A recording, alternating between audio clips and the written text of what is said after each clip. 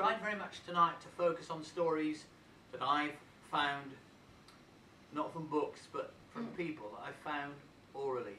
Because the stories are still out there to be found, really. Although we've lost Stanley Robertson and we've lost Duncan. I mean, Sheila Stewart and Jess Smith are still with us, but there are out there all sorts of unlikely people who have stories to tell. I discovered this about 2 years ago now when I was at a festival in Dartmoor. Not in Dartmoor, as in the prison. In a little village called South Zeal, which is a Devon village. And the festival put us up with a local woman who it turned out was the captain of the local bell ringing team in South Zeal and South Taunton Church. And before I left, she said, "I've got a story for you." It's a bell ringing story which interested me greatly because my paternal grandfather, without whom I probably wouldn't be doing this, the influence on me, was a campanologist, a bell ringer. And it's a lovely story. No other storyteller that I know has this tale, but if you like it, you have my permission to pass it on, and that goes for any of my stories, because my job as the laureate, and I've got 1 year left before it passes to somebody else, is to leave behind stories and storytellers. So if you like them, pass them on. So we're going to have a bell story, but I've just discovered from Amy and Chrissy chatting to Donald and folk here, we're on the site here on the wall of a very famous Edinburgh bell. Up there, a warning bell. So this is sort of probably one of the most appropriate places for this story, really. There were two communities at war. They'd lost much of their land. They'd lost many of their men. But worst of all, they'd lost hope. Just a few days after the final battle, a survivor from the battle, I say survivor because he'd been blinded in the battle, staggered into the village that had been an enemy village. He stumbled into that village. The door of a cottage opened, and a couple, seeing this man in trouble, invited him in, and they fed him and gave him a bed for the night and made him welcome. The war was over. He was made so welcome in that village that he decided he would like to do something to repay that community for its kindness, its generosity, and its richness of spirit. And he told them, before he'd been a soldier, he'd been a bell maker. Not just a bell maker, but the finest bell maker in the land.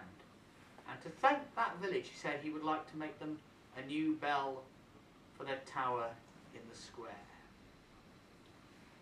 They were delighted with the offer, but they thought, realistically, how could a blind man ever make a decent bell? But he set to work, replacing sight with memory. And before too long, he cast a beautiful brass bell.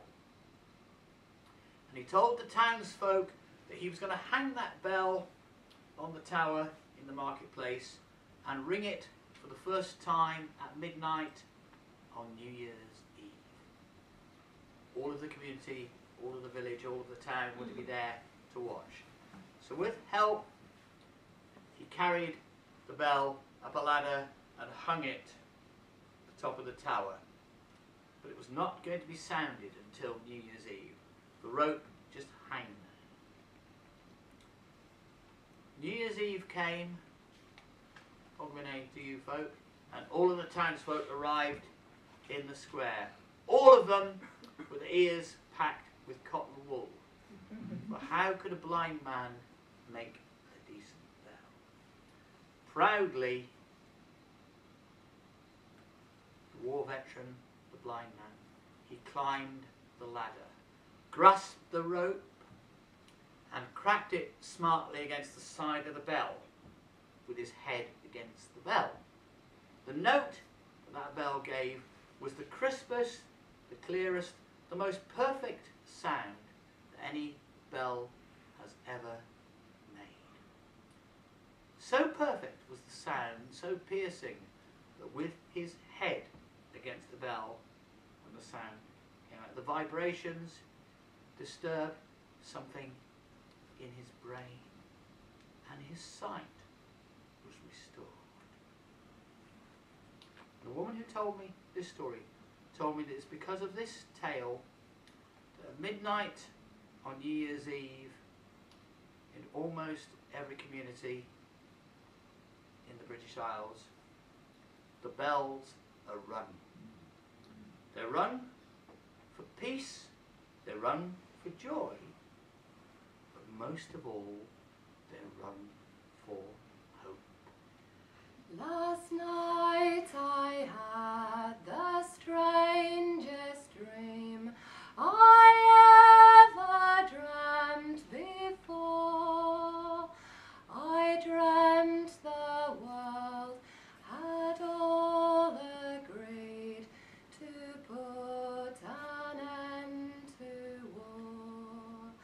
I dreamt I saw a mighty room, and the room was filled with men, and the paper they were signing said they'd never fight again.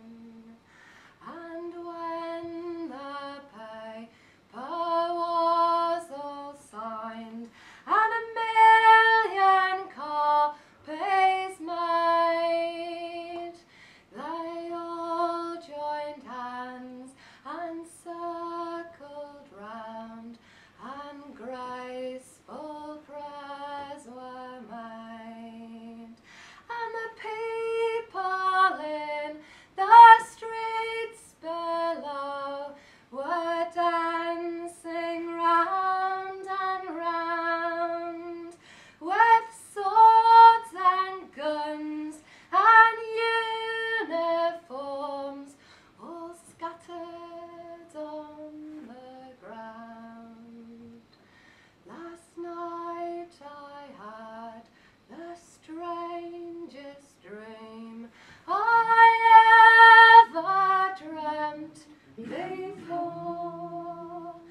I dreamt the world had all agreed to put an end to war.